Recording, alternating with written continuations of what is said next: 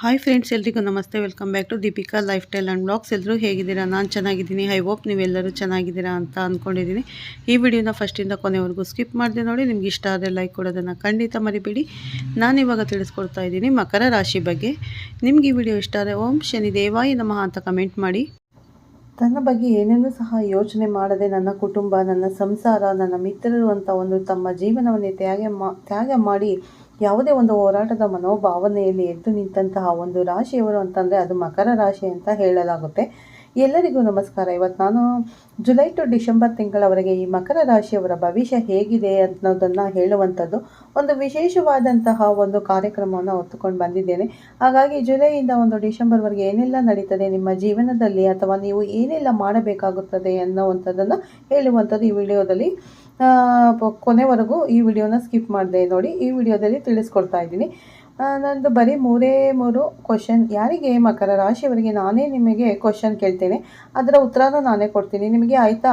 ಇದು ಬಂದ್ಬಿಟ್ಟು ಒಂದು 95% ಮಕರ ರಾಶಿಯವರಿಗೆ ಅವಲಂಬನೆ ಆಗ್ತದೆ. ಕೆಲವೊಬ್ಬರದ್ದು ಗ್ರಹಗತಿಗಳು ಚೆನ್ನಾಗಿದ್ದರೆ, ಅಂದರೆ ಅವರ ಹುಟ್ಟಿರುವಂಥ ದಶೆ ಚೆನ್ನಾಗಿದ್ರೆ ಅದು ಕೆಲವೊಬ್ಬರಿಗೆ ಸಂಬಂಧ ಪಡೋದಿಲ್ಲ. ಆದರೆ ಒಂದು ಶೇಕಡವಾರು 90% ಅಂದರೆ 95% ಅಷ್ಟು ಜನರಿಗೆ ಇದು ಖಂಡಿತವಾಗ್ಲೂ ಕೂಡ ಅಪ್ಲೈ ಆಗ್ತದೆ. ಹಾಗಾಗಿ ಈ ಮಕರ ರಾಶಿಯವರು ಹಾಗೆ ಮಕರ ರಾಶಿಯವರಿಗೆ ಸಂಬಂಧಪಟ್ಟವರು ಈ ವಿಡಿಯೋನ ಕೊನೆ ತನಕ ಕೇಳಿ ನೋಡಿ. ನಿಮ್ಮ ಜೀವನದಲ್ಲಿ ಈ ಘಟನೆ ನಡೆದಿದೆಯಾ ಅಥವಾ ಮುಂದೆ ಒಂದೊಮ್ಮೆ ಈ ನಡೆದಿದ್ದರೆ ಮುಂದೆ ಯಾವ ರೀತಿ ತಾವು ಎಚ್ಚರಿಕೆಯಿಂದ ಇರಬೇಕು ಹೇಳುವಂಥದ್ದನ್ನು ನಾನು ಒಂದು ಕಳಕಳಿಯಿಂದ ವಿನಂತಿ ನಿಮ್ಮಲ್ಲಿ ಈ ವಿಡಿಯೋನ ಕೊನೆ ತನಕ ನೋಡಿ. ಈಗ ಹಿಂದೆ ಆಗಿದ್ದು ಹಾಗೆ ಹೋಗಿದೆ, ಕಷ್ಟ ಆಗಿದೆ, ನಷ್ಟ ಆಗಿದೆ, ಜನರಿಗೆ ಕಳ್ಕೊಂಡಿದ್ರಿ, ನೀವು ಮೊದಲಿಗೆ ನಿಮ್ಮ ಮರ್ಯಾದೆ ಕಳ್ಕೊಂಡಿದ್ರಿ, ಸಾಕಷ್ಟು ಅವಮಾನಗಳನ್ನು ಗಳಿಸಿಕೊಂಡಿದ್ರಿ.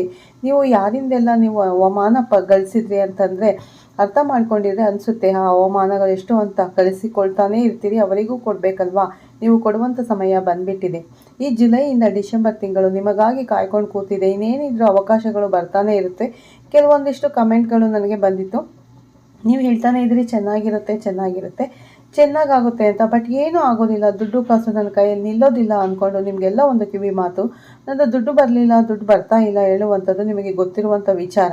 ನಾನು ಕೂಡ ಹೇಳ್ತಾನೆ ಇರ್ತೀನಿ, ಈ ತಿಂಗಳಲ್ಲಿ ಚೆನ್ನಾಗಿದೆ, ಈ ತಿಂಗಳಲ್ಲಿ ಒಂದು ಸ್ವಲ್ಪ ತೊಂದರೆ ಇದೆ ಅಂತ ಹೇಳ್ತಾನೆ ಇರ್ತೀವಿ. ಬಟ್ ನೀವು ಕೂಡ ಅದೇ ಪ್ರಕಾರ ನಡ್ಕೋಬೇಕಾಗುತ್ತೆ. ನನಗೆ ದುಡ್ಡು ಬರ್ತದೆ ಅಂದ್ಕೊಂಡ್ಬಿಟ್ಟು ಬರೀ ದುಡ್ಡು ಬರ್ತದೆ ಹೇಳೋ ಯೋಚನೆಯಲ್ಲೇ ಕೂತ್ಕೊಂಡ್ರೆ ನೀವು ಮಾಡುವಂಥ ಕೆಲಸ ಮಾಡುವವರು ಯಾರು, ಅಥವಾ ನೀವು ಬೇರೆದೆಲ್ಲ ನಿಮ್ಮ ಕೆಲಸಕ್ಕೋಸ್ಕರ ವಿಚಾರ ಮಾಡಬೇಕಲ್ವಾ? ಆ ವಿಚಾರ ಮಾಡು ಯಾರು ಇರ್ತಾರೆ ನಿಮಗೆ? ನೀವೇ ಯಜಮಾನರು, ನೀವೇ ನಿಮ್ಮ ಜೀವನಕ್ಕೆ ನೀವೇ ಹಕ್ಕುದಾರರು. ನಿಮ್ಮ ಹತ್ತಿರ ದುಡ್ಡಿದ್ದಾಗ, ನಿಮ್ಮ ಹತ್ತಿರ ಒಂದು ಹೆಸರಿದ್ದಾಗ, ಒಂದು ಗೌರವ ಇದ್ದಾಗ ಎಲ್ಲರೂ ಬಂದೇ ಬರ್ತಾರೆ. ಯಾರಿಂದೆಲ್ಲ ನೀವು ಒಂದು ಕಣ್ಗಣ್ಣಿಗೆ ಗುರಿಯಾಗಿದ್ರೋ ನಿನ್ನ ಹತ್ರ ಏನು ಆಗೋದಿಲ್ಲ, ನನ್ನ ಹತ್ರ ಏನು ಮಾಡೋಕ್ಕೆ ಸಾಧ್ಯನೇ ಇಲ್ಲ, ಅವನ ಹತ್ರ ಮುಂದೆ ಏನೂ ಭವಿಷ್ಯನೇ ಇಲ್ಲ ಅಂದ್ಕೊಂಡು ನಿಮ್ಮ ಕಡೆಗೆ ಬೆರಳು ಮಾಡಿ ತೋರಿಸಿದವರಿಗೆ ಖಂಡಿತವಾಗ್ಲೂ ಕೂಡ ನೀವು ಇವಾಗ ಅವ್ರಿಗೆ ಉತ್ತರ ಕೊಡೋ ಅಂಥ ಟೈಮ್ ಬಂದಿದೆ ಅಂತ ಹೇಳ್ಬೋದು. ನೀವು ಗಳಿಸಿದಂಥ ಒಂದು ಅವಮಾನ ಅವರಿಗೆ ಒಂದು ಸನ್ಮಾನ ರೂಪದಲ್ಲಿ ನೀವು ವಾಪಸ್ ಕೊಡ್ಬೋದು. ಸ್ನೇಹಿತರೆ, ಅದಕ್ಕೆ ಏನು ಮಾಡಬೇಕು? ತುಂಬ ಹೊತ್ತು ಮಾತಾಡ್ತಾ ಕೂತ್ಕೊಂಡ್ರೆ ವಿಡಿಯೋನ ತುಂಬ ಲಾಂಗ್ ಆಗಿಬಿಡುತ್ತೆ. ಹಾಗಾಗಿ ಶಾರ್ಟ್ ಆ್ಯಂಡ್ ಸ್ವೀಟಾಗಿ ಎಲ್ಲ ಹೇಳ್ತಾ ಹೋಗ್ತೇನೆ. ಬಟ್ ಅದೇ ಪ್ರಕಾರ ನೀವು ನಡ್ಕೊಂಡ್ರೆ ಅಂದರೆ ಎಲ್ಲೋ ಒಂದು ಕಡೆಗೆ ನಿಮ್ಮ ಗುರಿ, ಜೀವನದ ಗುರಿ ಮತ್ತು ನಿಮ್ಮ ಭವಿಷ್ಯದ ಗುರಿ ನೀವು ತಲುಪುವಲ್ಲಿ ಸಂದೇಹನೇ ಇಲ್ಲ. ಇದು ನನ್ನ ಬಾಯಿ ಮಾತಲ್ಲ, ಜ್ಯೋತಿಷ್ಯ ಆಧಾರಿತವಾದಂಥ ಒಂದು ಗ್ರಂಥವನ್ನು ನೋಡಿ ಅದನ್ನು ಅಧ್ಯಯನ ಮಾಡಿದೆ. ನಾನು ಹೊರಗಡೆ ತಂದಿರುವಂಥದ್ದು. ಮೊದಲಿಗೆ ನಿಮಗೆ ಹೇಳಿದ ಒಂದು 3 ಕ್ವಶನ್ ಇದೆ ನಿಮಗೆ ಅಂತ. ಈ ವಿಚಾರ ಹೌದೋ ಅಲ್ವೋ ನನಗೆ ಕಮೆಂಟಲ್ಲಿ ತಿಳಿಸಿ. ಯಾವತ್ತಾದರೂ ನೀವು ನಿಮ್ಮ ಬಗ್ಗೆ ಯೋಚನೆ ಮಾಡಿದರೆ, ನಿಮ್ಮ ಕುಟುಂಬದವ್ರ ಯೋಚನೆ, ನಿಮ್ಮ ದಾಯಾದಿಗಳ ಯೋಚನೆ, ಅದು ಜಾಯಿಂಟ್ ಫ್ಯಾಮಿಲಿ ಇದ್ದವರಿಗೆ ನಾನು ಹೇಳ್ತಿರೋದು. ಬಿಟ್ಟರೆ ನಿಮ್ಮ ಸ್ನೇಹಿತರ ಬಗ್ಗೆ ವಿಚಾರ ಅಥವಾ ಸಹೋದರರ ಬಗ್ಗೆ ವಿಚಾರ, ಇಂಥ ವಿಚಾರದಲ್ಲಿ ನೀವು ಹೋಗ್ತೀರಾ. ಬಿಟ್ಟರೆ ನಿಮ್ಮ ಬಗ್ಗೆ ನೀವು ಯಾವಾಗ ಯೋಚನೆ ಮಾಡಿದ್ರಿ? ನಿಮ್ಮ ಕುಟುಂಬದವರ ಯೋಚನೆ, ನಿಮ್ಮ ದಾಯಾದಿಗಳ ಯೋಚನೆ, ಅದು ಜಾಯಿಂಟ್ ಫ್ಯಾಮಿಲಿ ಹೇಳ್ತಿರೋದು. ಬಿಟ್ಟು ನಿಮ್ಮ ಬಗ್ಗೆ ನೀವು ಯಾವತ್ತೂ ವಿಚಾರ ಮಾಡಿಲ್ಲ. ನಿಮ್ಮ ಸಹೋದರರ ಬಗ್ಗೆ ಇಂಥ ವಿಚಾರದಲ್ಲಿ ನೀವು ಹೋಗ್ತೀರಾ. ಬಿಟ್ಟರೆ ನಿಮ್ಮ ಬಗ್ಗೆ ನೀವು ಯಾವಾಗ ಯೋಚನೆ ಮಾಡಿದ್ರಿ? ನಾನು ದುಡ್ಡು ಮಾಡಬೇಕು, ನನ್ನ ಜೀವನದಲ್ಲಿ ನಾನು ಸೆಟಲ್ ಆಗಬೇಕು ಅಂದ್ಕೊಂಡು ಯಾವತ್ತಾದರೂ ಯೋಚನೆ ಮಾಡಿದ್ರು? ಒಂದು ಸೀರಿಯಸ್ ಆಗಿ ನಿಮ್ಗೆ ಏನು ಅನಿಸುತ್ತೆ ಕೇಳಿದರೆ, ಅವರೆಲ್ಲ ಚೆನ್ನಾಗಿದ್ದರೆ ನಾನು ಚೆನ್ನಾಗಿರ್ತೀನಿ ಅಂದ್ಕೊಂಡು, ಅದು ಶುದ್ಧ ಸುಳ್ಳು. ನೀವು ಚೆನ್ನಾಗಿದ್ದರೆ ಎಲ್ಲರೂ ಚೆನ್ನಾಗಿರ್ತಾರೆ, ಅವರು ಚೆನ್ನಾಗಿದ್ದರೆ ನೀವು ಚೆನ್ನಾಗಿರೋಕ್ಕೆ ಸಾಧ್ಯ ಇಲ್ಲ. ನೀವು ಚೆನ್ನಾಗಿದ್ರೋ ಎಲ್ಲರೂ ಚೆನ್ನಾಗಿರ್ತಾರೆ. ಒಂದೊಮ್ಮೆ ನಿಮ್ಮ ಹತ್ರ ಏನನ್ನೂ ಒಂದು ಸಹಾಯ ಮಾಡಲಿಕ್ಕೆ ಆಗೋದಿಲ್ಲ, ನಿಮ್ಮ ಕೈಯಲ್ಲಿ ಯಾವತ್ತೂ ದುಡ್ಡು ನಿಲ್ತಾ ಇಲ್ಲ ಅಂತಂದರೆ ಏನು ಸಹಾಯ ಮಾಡ್ತೀರಾ? ಮತ್ತೊಬ್ಬರಿಗೆ ಅಲ್ವಾ? ಈಗ ಸಮಯ ಎಲ್ಲೂ ಹೋಗಿಲ್ಲ, ಸಮಯ ನಿಮ್ಮ ಜೊತೆಗೇ ಇದೆ. ಅವರು ಬೇಜಾರು ಮಾಡ್ಕೊಳ್ತಾರೆ, ಇವರು ಬೇಜಾರು ಮಾಡ್ಕೊಳ್ತಾರೆ, ಮತ್ತೊಬ್ಬರು ನನಗೆ ನಗೆ ಆಡ್ತಾರೆ ಅಂದ್ಕೊಂಡು ನೀವು ಕೂತ್ಕೊಂಡಿದ್ರೆ ಮಾಡಿದರೆ ನಿಮ್ಮ ಭವಿಷ್ಯದಲ್ಲಿ ನಿಮಗೆ ಸಮಯದ ಅವಕಾಶ ಇರೋದಿಲ್ಲ, ಅಭಾವ ಬಂದು ಕೂತ್ಕೊಳ್ಳುತ್ತೆ. ಹಾಗಾಗಿ ನಾನು ಈ ಭೂಮಿ ಮೇಲೆ ಹುಟ್ಟಿದೆ ತಪ್ಪ ಹೇಳುವಂಥ ಮನೋಭಾವನೆ ಕೂಡ ನಿಮ್ಮ ತುಂಬ ಮಕರ ರಾಶಿಯವರಲ್ಲಿ ಇದೆ. ಖಂಡಿತವಾಗ್ಲೂ ಇಲ್ಲ. ಮಕರ ರಾಶಿಯವರು ಅಂತಂದರೆ ಒಂದು ದೈವಿ ಸಮಾನವಾದಂಥ ವ್ಯಕ್ತಿಗಳು, ದೇವರ ಮಕ್ಕಳು ಇದ್ದಂಗೆ. ಯಾವುದು ಅಷ್ಟೊಂದು ಅವರಿಗೆ ಮೋಸ ಮಾಡೋದು, ಅಂದರೆ ಬೇರೆಯವರಿಗೆ ಡಗ ಹಾಕೋದು ಅಂಥದ್ದೆಲ್ಲ ಏನು. ಹಾಗಾಗಿ ನಿಮ್ಮ ರಾಶಿಯ ಸ್ವಾಮಿಯೇ ಶನಿ ಮಹಾತ್ಮ. ನಿಮ್ಮ ರಾಶಾಧಿಪತಿಯಾದಂಥ ಒಂದು ಶನಿ ಮಹಾತ್ಮನೇ ಬಂದುಬಿಟ್ಟು ಜೀವನದಲ್ಲಿ ತನ್ನ ಬಾಲ್ಯದಲ್ಲಿ ತುಂಬಾ ಕಷ್ಟವನ್ನು ಅನುಭವಿಸಿದವರು. ಶನಿ ಮಹಾರಾಜನ ತಂದೆಯೇ ಸೂರ್ಯದೇವನೇ ಶನಿಗೆ ತನ್ನ ಮಗನೆಂದು ಸ್ವೀಕಾರ ಮಾಡಲಿಕ್ಕೆ ತಿರಸ್ಕರಿಸಿದಂಥ ಒಂದು ಘಟನೆ ಕೂಡ ಇದೆ. ಆವಾಗ ಶನಿ ಮಹಾರಾಜನಿಗೆ ಏನು ಗೊತ್ತಾಗ್ತದೆ ಕೇಳಿದರೆ, ಜೀವನದಲ್ಲಿ ತಂದು ಹೇಳುವಂಥದ್ದು ಏನೂ ಇಲ್ಲ. ಇಲ್ಲಿ ಏನಾದರೂ ಮಾಡಬೇಕು ಅಂತಂದರೆ ಪರಿಶ್ರಮದಿಂದಲೇ ಸಾಧ್ಯ, ಅಥವಾ ನಮ್ಮ ಬುದ್ಧಿಶಕ್ತಿಯಿಂದಲೇ ಸಾಧ್ಯ ಅಂತ ಎದೆ ತಟ್ಟಿ ನಿಂತುಕೊಂಡಾಗ ಅವರ ತಾಯಿ ಬಂದುಬಿಟ್ಟು ಮಗನ ಬೆಂಬಲಕ್ಕೆ ನಿಂತ್ಕೊಳ್ತಾರೆ.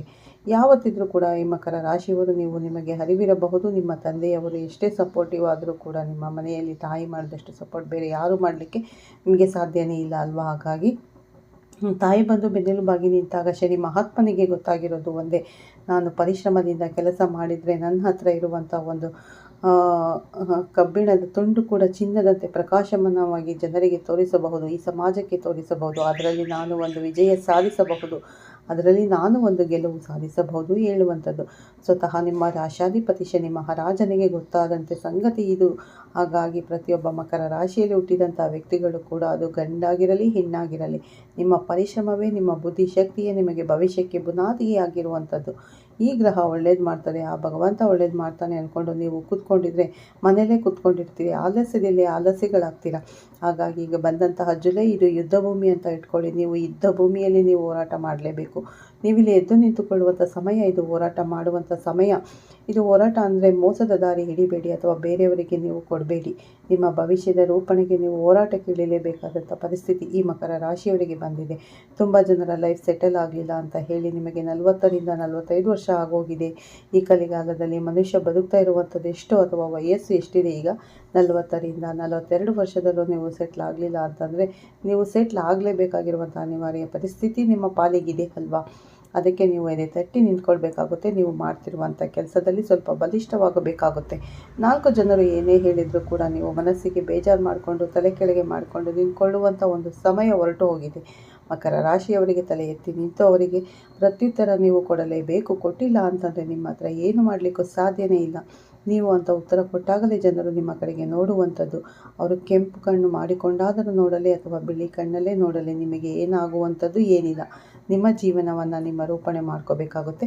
ಅದೇ ರೀತಿಯಾಗಿ ನಿಮ್ಮ ಜೀವನ ರೂಪಣೆ ಮಾಡ್ಕೋಬೇಕು ಅಂತಂದರೆ ನಿಮಗೆ ಇವಾಗಲೇ ಹೇಳಿದೆ, ಶನಿ ಮಹಾತ್ಮನ ತಂದೆ ಸೂರ್ಯದೇವ ತನ್ನ ಮಗನೆಂದು ಸ್ವೀಕಾರ ಮಾಡಲಿಕ್ಕೆ ತಿರಸ್ಕಾರ ಮಾಡಿದ ಅಂದ್ಕೊಂಡು ತನ್ನ ಮಗನೆಂದು ಸ್ವೀಕಾರ ಮಾಡಲಿಕ್ಕೆ ಶನಿ ದೇವನಿಗೆ ತಿರಸ್ಕಾರ ಮಾಡಿದಾಗ ಅಲ್ಲಿ ಲಾಭ ಪಡ್ಕೊಂಡವರು ಅಕ್ಕಪಕ್ಕದಲ್ಲಿ ಇರುವಂಥ ಜನ, ತಂದೆಯ ಬೆಂಬಲವೇ ಇಲ್ಲ ಇವನು ಮಗ ಅಂದ್ಕೊಂಡು ಅವನು ಒಪ್ಪಿಕೊಳ್ತಾ ಇಲ್ಲ ಅಂತ ಅಂದಾಗ ಅದರ ಲಾಭ ಪಡ್ಕೊಳ್ಳೋಕ್ಕೆ ತುಂಬ ಜನ ಶಕುನಿಗಳು ಇರ್ತಾರೆ. ಇಂಥ ಒಂದು ಲಾಭ ಪಡ್ಕೊಳ್ಳೋಕ್ಕೆ ನೀವು ಅವಕಾಶ ಮಾಡಿಕೊಡ್ಬೇಡಿ. ಇನ್ನು ಮುಂದೆ ಯಾವುದೇ ಒಂದು ಕೆಲಸ ಮಾಡಬೇಕಾದ್ರೂ 3ನೇ ವ್ಯಕ್ತಿ ಹತ್ರ ಹೇಳ್ಕೊಳ್ಳೋಕ್ಕೆ ಹೋಗಬೇಡಿ. ಆಪ್ತ ಮಿತ್ರ ನನ್ನ ಜೊತೆಗೆ ನಿಂತುಕೊಳ್ಳೋನು ಅಂದ್ಕೊಂಡು ಎಲ್ಲರೂ ಶುರುವಿನಲ್ಲಿ ಎಲ್ಲರೂ ಜೊತೆಗಿರ್ತಾರೆ. ಬೆಳೀತಾ ನಿಮ್ಮ ಹೇಳಿಕೆಯನ್ನು ನೋಡಿ ನಿಮ್ಮ ಮಿತ್ರರೇ ಶತ್ರುಗಳಾಗ್ತಾರೆ. ಹಾಗಾಗಿ ನಿಮ್ಮ ಯಾವುದೇ ಒಳಗುಟ್ಟನ್ನು 3ನೇ ವ್ಯಕ್ತಿ ಹತ್ರ ಬಿಟ್ಕೊಡೋಕ್ಕೆ ಹೋಗಬೇಡಿ. ಇದು ನಿಮಗೆ ಭವಿಷ್ಯದ ಹತ್ರ ಒಂದು ಒಳ್ಳೆಯ ಭದ್ರತೆ ಕೊಡುವಂಥದ್ದು. ಅದೇ ರೀತಿಯಾಗಿ ಸಮಾಜದ ಕಳಕಳಿ ಇರುವಂಥ ವ್ಯಕ್ತಿಗಳು, ನೀವು ಸಮಾಜಕ್ಕೋಸ್ಕರ ಮಾಡಿ 4 ಜನ ಲಾಭ ತಗೊಂಡು ಹೋಗ್ತಾರೆ ಅದರದ್ದು, ಮತ್ತು ಅಥವಾ ಕುಟುಂಬದವರಿಗೋಸ್ಕರ ಮಾಡಿ, ಇನ್ನು ಜಾಸ್ತಿನೇ ಮಾಡಿ, ನಿಮ್ಮ ಕುಟುಂಬ ತುಂಬ ಉದ್ಧಾರ ಆಗುತ್ತದೆ. ಆದರೆ ನಿಮಗೋಸ್ಕರ ನೀವು ಶ್ರಮಪಟ್ಟು ಮಾಡಿ ಮಕರ ರಾಶಿಯವರು ಒಪ್ಕೊಳ್ತಿರೋ ಬಿಡ್ತಿರೋ ನನಗೆ ಗೊತ್ತಿಲ್ಲ. ಆದರೂ ನಾನು ಹೇಳುವಂಥ ಮಾತು ಹೇಳ್ತೇನೆ, 90% ಜನ ಅವರು ಎಷ್ಟೇ ದೊಡ್ಡ ದೊಡ್ಡ ವ್ಯಕ್ತಿಗಳಾದರೂ ಕೂಡ ಎಲ್ಲೋ ಒಂದು ಕಡೆ ಅವರ ಜೀವನದ ಬಗ್ಗೆ ಅವರು ಕೇರ್ಲೆಸ್ ಆಗಿರ್ತಾರೆ. ನಮ್ಮ ಅಮ್ಮ ಇದ್ದಾರೆ ನೋಡ್ಕೋತಾರೆ, ನನ್ನ ಹೆಂಡತಿ ಇದ್ದಾಳೆ ನೋಡ್ಕೋತಾಳೆ, ನನ್ನ ದೊಡ್ಡ ಮಗನ ಇದ್ದಾನೆ ನೋಡ್ಕೋತಾನೆ, ನಮ್ಮ ಅಜ್ಜಿ ಇದ್ದಾರೆ ನೋಡ್ಕೋತಾರೆ ಹೇಳುವಂಥದ್ದೇ ಮನೋಭಾವನೆ ಇರುತ್ತೆ. ಇನ್ನು ಕೆಲವೊಬ್ಬರು ಹೊರ ದೇಶದಲ್ಲಿ ಇದ್ದವರು, ಅಥವಾ ಊರು ಬಿಟ್ಟು ಬೇರೆ ಊರಲ್ಲಿ ಕೆಲಸ ಮಾಡ್ತಿರೋ ನಮ್ಮ ಫ್ರೆಂಡ್ಸ್ ಇದ್ದಾನೆ, ಬೇಡಪ್ಪ ಅವನು ನೋಡ್ಕೋತಾರೆ ನನಗೆ ಅಂದ್ಕೊಂಡು ಎಲ್ಲರೂ ನೋಡ್ಕೋತಾರೆ ಸ್ವಾಮಿ. ಅವರವರು ಕೆಲಸ ಆಗೋ ತನಕ ನಿಮಗೆ ನೋಡ್ಕೋತಾರೆ. ಅವ್ರ ಕೆಲಸ ಆಗಿದ ಮೇಲೆ ಅವರು ಸೈಲೆಂಟಾಗಿ ನ್ಯೂಟ್ರಲ್ ಆಗ್ತಾರೆ. ಅಂದರೆ ನ್ಯೂಟ್ರಲ್ ಆಗಿಬಿಡ್ತಾರೆ ಅವರು. ನೀವು ಓಡಬೇಕಾಗುತ್ತೆ. ಇಂಥ ಎಲ್ಲ ಅನುಭವಿಸಿಕೊಂಡು ಬಂದವರು ತಾವು ಈಗ ಓಡುವಂಥ ಸಮಯ, ಓಡ್ತಾ ಇರಬೇಕು, ಗೆಲ್ತಾ ಇರಬೇಕು. ಈಗಿನ ವಾತಾವರಣದಲ್ಲಿ ತಾವು ಹೇಗಿರಬೇಕು ಕೇಳಿದರೆ ತಲೆ ಬಾಗಿ ನಿಲ್ಲುವಂಥದ್ದು. ಆವಾಗಲೇ ಹೇಳಿದೆ ನಾನು, ಯಾರೇ ಏನೇ ಹೇಳಿದರೂ ಕೂಡ ತಲೆ ಬಾಗಿ ನಿಂತುಕೊಳ್ಳುವಂಥದ್ದು ಮಾಡಿದರೆ ಮಕರ ರಾಶಿಯವರು 7.5ಗಿಂತ ಕೆಟ್ಟದಾಗುತ್ತೆ ಭವಿಷ್ಯ. ಹಾಗಾಗಿ ತಲೆ ಬಾಗಿ ನಿಂತ್ಕೋಬೇಡಿ. ನಿಮ್ಮಲ್ಲಿ ಕಿಚ್ಚಿರಬೇಕು. ಅವರು ಏನೇ ಒಂದು ಪ್ರಶ್ನೆ ಕೇಳಿದ್ರು ಕೂಡ ಅದಕ್ಕೊಂದು ಉತ್ತರ ಕೊಡುವಂಥ ಒಂದು ಧೈರ್ಯ ನಿಮ್ಮಲ್ಲಿ ಇರಬೇಕು. ಈ ಉತ್ತರ ಕೊಡಲೇಬೇಕು ನೀವು. ನಿಮ್ಮಲ್ಲಿ ಒಂದು ಆಕ್ರೋಶ ಹೇಳುವಂಥದ್ದು ಹುಟ್ಟೋದು, ಆಕ್ರೋಶ ಹೇಳುವಂಥದ್ದು 4 ಜನರ ಜೊತೆ ಫೈಟ್ ಮಾಡುವಂಥ ನಾನು ಹೇಳ್ತಿಲ್ಲ. ಏನಾದರೂ ಜೀವನಕ್ಕೋಸ್ಕರ ಅದಕ್ಕೋಸ್ಕರ ಫೈಟ್ ಮಾಡಬೇಕು.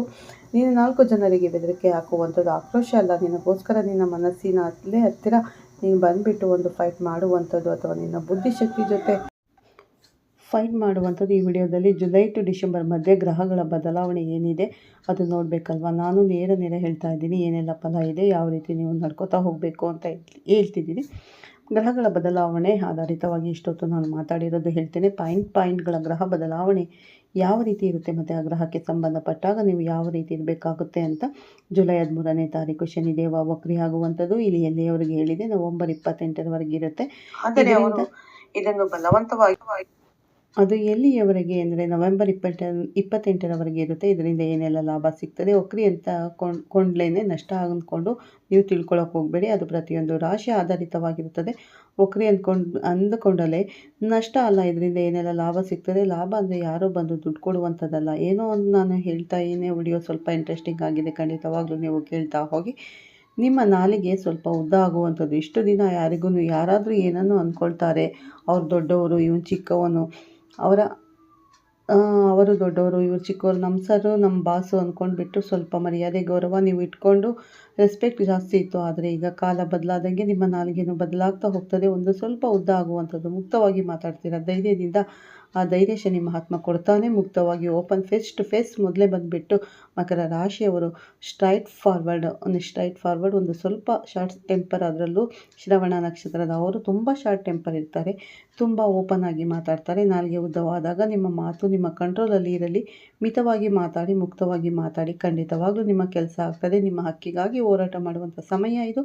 ನಿಮ್ಮ ಹಕ್ಕಿಗಾಗಿ ಹೋರಾಟ ಮಾಡುವಂಥ ಸಮಯ. ಎಲ್ಲೋ ಒಂದು ಕಡೆಗೆ ನೀವು ಇನ್ವೆಸ್ಟ್ ಮಾಡಿರುವಂಥ ದುಡ್ಡು ಸ್ವಲ್ಪ ಕಮ್ಮಿ ಬಂದಾಗ ಅದಕ್ಕೋಸ್ಕರ ಹೋರಾಟ ಮಾಡ್ತೀರಾ. ಅಥವಾ ನಿಮ್ಮ ಕುಟುಂಬದಲ್ಲಿ ಪಿತ್ರಾರ್ಜಿತ ಆಸ್ತಿ ನಿಮಗೆ ಯಾರಾದರೂ ಬಂದುಬಿಟ್ಟು ಅಣ್ಣನೋ ತಮ್ಮನೋ ತಂಗಿನೋ ಕೊಡುವಂಥ ಆಸ್ತಿ ಭಾಗದಲ್ಲಿ ಕಡಿಮೆ ಕೊಟ್ಟರೆ ಅದ್ರ ಬಗ್ಗೆ ಫೈಟ್ ಮಾಡ್ತೀರಾ. ಈ ರೀತಿಯಾಗಿ ಹಣಗಳು ಬೇರೆ ಬೇರೆ ಒಂದು ಸಂಸ್ಥೆಗಳಲ್ಲಿ ಅದಕ್ಕೋಸ್ಕರ ಫೈಟ್ ಮಾಡುವಂಥದ್ದು. ಏನಾದರೂ ನಿಮಗೆ ಗೋಲ್ಮಾಲ್ ಮಾಡುವಂಥವ್ರು ಇದ್ದರೆ ಅದಕ್ಕೋಸ್ಕರ ಫೈಟ್ ಮಾಡಿ ಅಮೌಂಟ್ ಪಡೆದುಕೊಳ್ಳುವಂಥದ್ದು. ಅಂದರೆ ಈ ಜುಲೈ ತಿಂಗಳಿಂದ ಒಳ್ಳೆಯ ಲಾಭವೂ ಇರುತ್ತೆ. ಅದೇ ರೀತಿಯಾಗಿ ಜುಲೈ 13ರಿಂದ ನವೆಂಬರ್ ಮಧ್ಯದಲ್ಲಿ ನೀವು ಸ್ವಲ್ಪ ಭಾವನಾತ್ಮಕವಾಗಿರುವಂಥ ಮನೋಭಾವನೆಯನ್ನು ಬಿಟ್ಟು ಸ್ವಲ್ಪ ಸ್ವಾರ್ಥಿ ಆಗ್ತೀರಾ. ತುಂಬ ಚೆನ್ನಾಗಿದೆ ಅಂತಲೇ ಹೇಳ್ಬೋದು. ಮತ್ತು ಜುಲೈ 13ರಿಂದ ನಿಮ್ಮ ಹತ್ರ ದುಡ್ಡು ಇರುತ್ತೆ, ಪ್ರತಿಯೊಂದು ಇರ್ತದೆ. ಆದರೂ ಕೂಡ ಇನ್ನೂ ಸ್ವಲ್ಪ ಜಾಸ್ತಿ ಮಾಡಬೇಕು ಅನ್ನೋವಂಥ ಬುದ್ಧಿ ಕೂಡ ಇರ್ತದೆ. ತಮಗೋಸ್ಕರ ತಾವು ಬದುಕಬೇಕು ಅನ್ನೋದನ್ನು ಬರುತ್ತದೆ ಮನಸ್ಸಿನಲ್ಲಿ. 13ನೇ ತಾರೀಕಿನ ನಂತರ ಶುರುವಾಗಿದ್ದು ಕೂಡ ಏನೂ ತೊಂದರೆ ಇಲ್ಲ. ಅದೇ ರೀತಿ ಯಾರಿಗಾದ್ರೂ ನೀವು ಸಾಲ ಕೊಡಬೇಕು, ದುಡ್ಡಿದೆ ಅಂದ್ಕೊಂಡ್ರೆ ರಿಟರ್ನ್ ಬರಲಿ ತುಂಬ ಕಷ್ಟ ಆಗುತ್ತೆ. ಯಾಕಂದರೆ ಇಲ್ಲಿ ಗುರು ಬರಲಿಕ್ಕಿಲ್ಲ. ಮಕರ ರಾಶಿಯವರು ಜಗತ್ತಿಗೆ ಒಳ್ಳೇದು ಮಾಡಲಿಕ್ಕೆ ಹೊರಟವರು, ಸಮಾಜಕ್ಕೆ ಒಳ್ಳೇದು ಮಾಡಲಿಕ್ಕೆ ಹೊರಟವರು. ಅಯ್ಯೋ ಅಂಥವರ ಕಡೆಗೆ ಮರಗುವಂಥವ್ರು. ಸಹಾಯ ಹಸ್ತ ಚಾಚಿ ಬಂದವರಿಗೆ ನೀವು ಇಲ್ಲ ಅಂತ ಕಳಿಸಿದಂಥ ವ್ಯಕ್ತಿನೇ ಅಲ್ಲ. ಆದರೂ ಸ್ವಲ್ಪ ಹುಷಾರಾಗಿ ಇರಬೇಕಾಗುತ್ತೆ ಸಾಲ ಕೊಡಬೇಕಾದ್ರೆ. ಓಕೆ ಸ್ನೇಹಿತರೆ, ಹುಡುಗರಲ್ಲ ಜುಲೈ ಟು ಡಿಸೆಂಬರ್ವರೆಗೂ ರಾಶಿ ಭವಿಷ್ಯ ಹೇಗಿದೆ ಅಂತ. ಈ ವಿಡಿಯೋ ಇಷ್ಟ ಆದರೆ ಲೈಕ್ ಮಾಡಿ, ಶೇರ್ ಮಾಡಿ. ತುಂಬ ಶುಭ ಫಲಗಳಿದೆ, ಆದರೆ ಹುಷಾರಾಗಿ ಹ್ಯಾಂಡಲ್ ಮಾಡಿ ಅಂತ ಹೇಳ್ತಾ ಮಕರ ರಾಶಿಯವರಿಗೆ ಇಷ್ಟ ಆದರೆ ಲೈಕ್ ಕೊಡಿ, ಒಂದು ಕಮೆಂಟ್ ಮಾಡಿ. ಓಂ ಶನೇಶ್ವರಾಯ ನಮಃ ಅಂತ ಮತ್ತೆ ಸಿಗ್ತೀನಿ ಉತ್ತಮ ಮಾಹಿತಿಯೊಂದಿಗೆ. ಅಲ್ಲಿವರೆಗೂ ನಿಮ್ಮೆಲ್ಲರಿಗೂ ಬಾಯ್. Take care friends.